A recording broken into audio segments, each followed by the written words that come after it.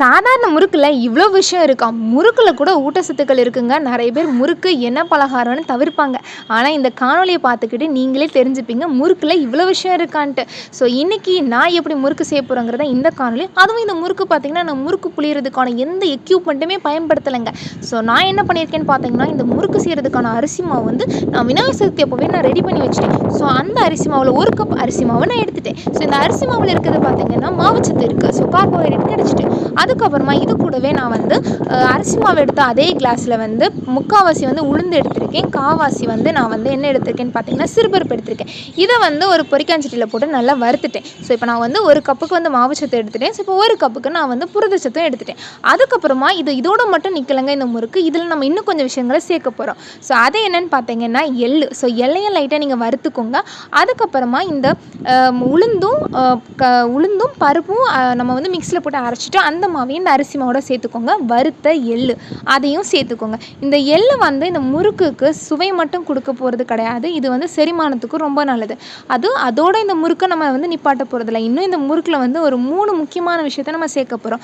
அது என்னன்னு பார்த்தீங்கன்னா மிளகு, ஜீரகம், அதுக்கப்புறமா உப்பு, அப்புறமா வந்து ஓமம். இந்த 3 எதுக்காகன்னு பார்த்தீங்கன்னா இந்த மாதிரி மாவுச்சத்து புரதச்சத்து நம்ம வந்து எண்ணெயில் பொரித்து சாப்பிட்ற போது என்ன ஆகும் அப்படின்னா அந்த சாப்பாடு வந்து நமக்கு வந்து செரிமானம் ரொம்ப லேட் ஆகிற மாதிரி இருக்கும். ஸோ அதுக்காக தான் நம்ம தமிழ் பாரம்பரியப்படி நம்ம எந்த ஒரு பலகாரம் செஞ்சாலுமே அதில் வந்து கண்டிப்பாக ஜீரகம் இருக்கும், மிளகு இருக்கும், ஓமம் இருக்கும், சுக்கு இருக்கும். ஸோ இந்த மாதிரி கலந்து நீங்கள் பண்ணுற என்ன பலகாரமாகவே இருந்தாலும் அது உங்கள் செரிமானத்துக்கு ரொம்பவே நல்லதுங்க. ஸோ இதையெல்லாம் சேர்த்து கலந்து கூடவே கொஞ்சமாக நெய் சேர்த்து அதுக்கப்புறமா கொஞ்சமாக தண்ணி சேர்த்து இந்த அரிசி மாவு அதாவது முறுக்கு செய்கிறதுக்கான மாவை வந்து நான் நல்லா பிசைஞ்சிட்டேங்க.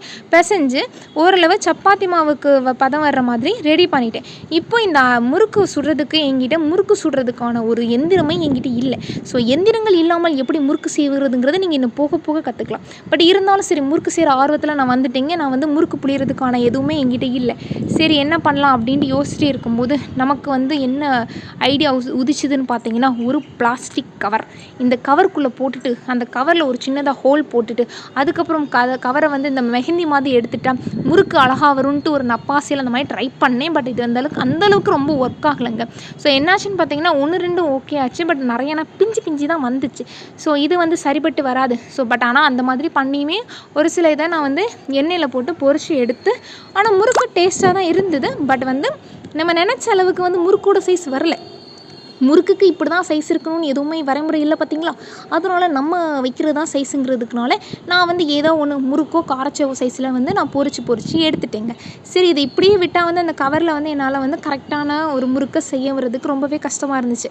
சரி முடிஞ்ச அளவுக்கு நான் ஆல்ரெடி இந்த கவரில் போட்டு வச்சுருந்தது சும்மா அதை லைட்டாக குட்டியாக பண்ணி வச்சுருந்தேன். அதை மட்டும் எடுத்துட்டேன். அதுக்கப்புறம் இது சரி வராதுன்னு என்ன பண்ணிட்டேன், மாவை கையாலே உருட்டி நம்ம கையாலேயே முறுக்கு செய்வோம் அப்படின்ட்டு குட்டியாக அந்த நூடுல்ஸ் மாதிரி உருட்டி அதை சுருட்டி முறுக்கு ரெடி பண்ணிட்டேங்க. அவ்வளோதாங்க. இதுதாங்க சுருட்டு முறுக்கு. இதுக்கு பேர் நான் அப்படி தான் வச்சுருக்கேன். ஸோ நீங்களும் வீட்டில் வந்து முறுக்கு புளியறதுக்கு எந்திரம் இல்லைங்கிறதுக்காக முறுக்கு செய்யாமலாம் இருக்காதீங்க. ஸோ இந்த மாதிரி நீங்கள் தாராளமாக செஞ்சு பார்க்கலாங்க. உங்கள் வீட்டு குழந்தைங்களுக்கு முறுக்கு கொடுங்க, ரொம்ப நல்லதுங்க. ஸோ நன்றி, இணைந்திருங்கள் இது போல காணொளிக்கு.